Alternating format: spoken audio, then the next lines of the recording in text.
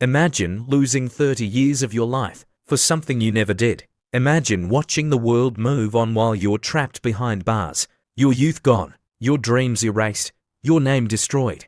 This isn't a movie. This is the real story of a woman who paid the price for someone else's crime.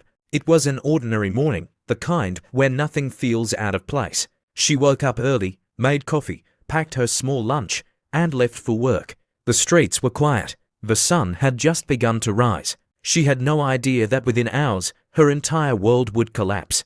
Later that day, the police arrived at her job. Everyone stopped to stare as two officers walked straight toward her desk. She smiled nervously, confused. "Ma'am, we need you to come with us," one said. Her heart began to race. Why? What happened?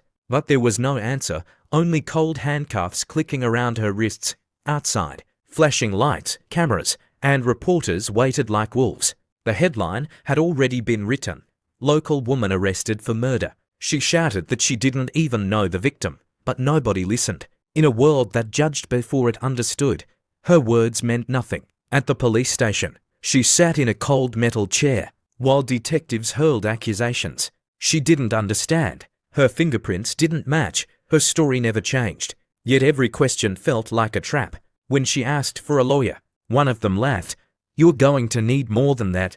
Hours turned into days. She wasn't allowed to call her family. The walls felt smaller every minute. And for the first time, she realized they weren't looking for the truth. They were looking for someone to blame. In that moment, the first night in a jail cell, fear finally broke her. The sound of the metal door slamming shut echoed like a sentence far beyond her control. She whispered to herself, "But I didn't do anything." And yet, deep down, a voice inside her knew no one cared.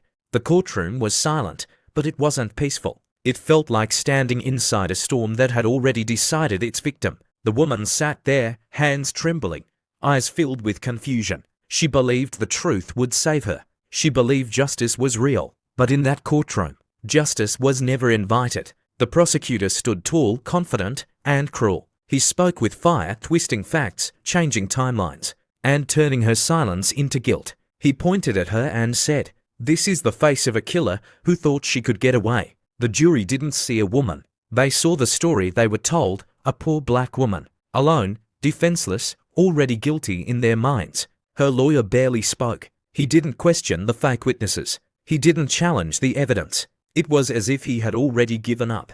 One by one, lies built a wall around her. A neighbor said she looked suspicious. A police officer claimed she confessed. None of it was true, but it didn't matter. The system didn't need truth. It needed a name to close the case. When the verdict came, the world around her went silent. Guilty? That single word crushed her like a stone. Her mother screamed from the back of the courtroom, her voice echoing before she collapsed. The woman didn't cry. She just sat there frozen. Her heart was beating, but her soul felt gone. The judge's hammer hit the desk, and with that sound, 30 years of her life vanished into the walls of a prison. As she was led away in chains, she whispered the same words again, "But I didn't do it." And still, no one listened. The prison gates closed behind her with a sound she would never forget, a deep metallic echo that marked the beginning of a life she never chose. Days turned into weeks, weeks into months, and before she knew it, years had passed. Inside those cold grey walls, time moved differently.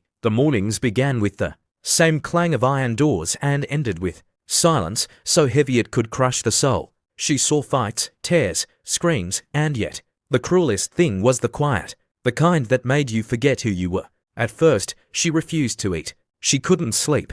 Every night she replayed the moment the judge said guilty, but slowly, something inside her shifted. If no one believed her innocence, she would have to believe it herself. She began writing letters to anyone who would listen. Lawyers, journalists, even the governor. Most were never answered. Some came back stamped "Return to sender." Still, she didn't stop.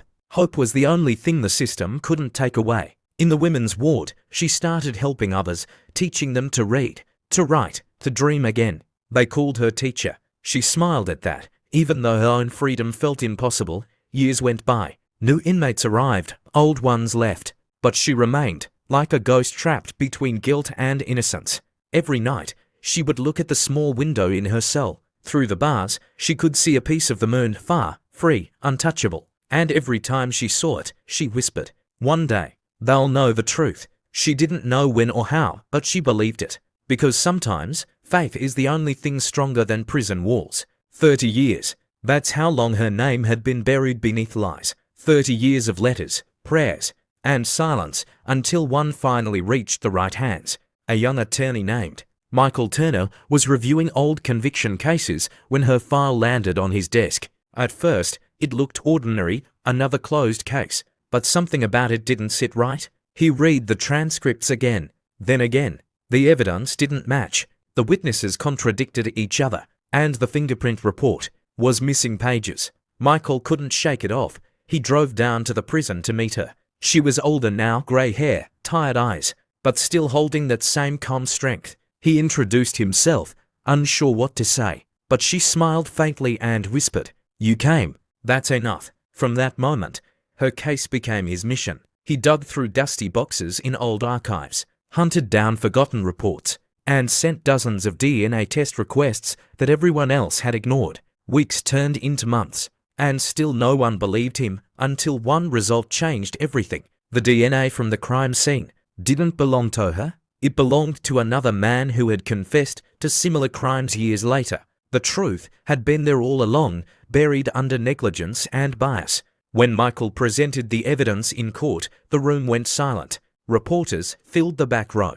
The same prosecutor who once called her a killer now avoided her eyes. And as the judge read the new verdict, all charges dismissed, she didn't move. She just sat there, tears streaming silently down her face. 30 years stolen. But finally, the truth had spoken.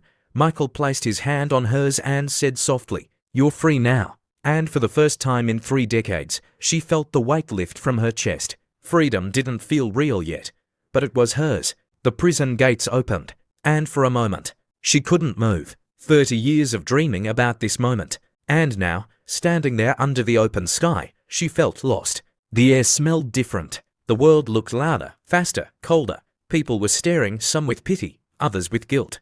To them, she was a headline. Woman released after 30 years for a crime she didn't commit. But to her, she was a ghost returning to a world that had forgotten her. Her parents were gone. Her house, sold. Her neighborhood, changed beyond recognition. Every familiar face had grown old, moved away, or vanished. She walked the streets she once called home, but every step felt like walking through someone else's memory. And yet, there was peace, because now she had her truth. No bars, no chains, no whispers of murderer behind her back. She visited the grave of her mother, the woman who never stopped believing in her innocence. Kneeling down, she placed a white flower on the stone and whispered, "Mama, I'm free now." Tears rolled down her face, not of pain, but of survival. She had lost her youth, her time, her dreams, but she had found her dignity again. That night, she watched the sunset from her small apartment window, the same sun she used to stare at from behind bars, now bathing her in golden light. And in that silence, she smiled softly. "They took 30 years from me," she said, "but they couldn't take me.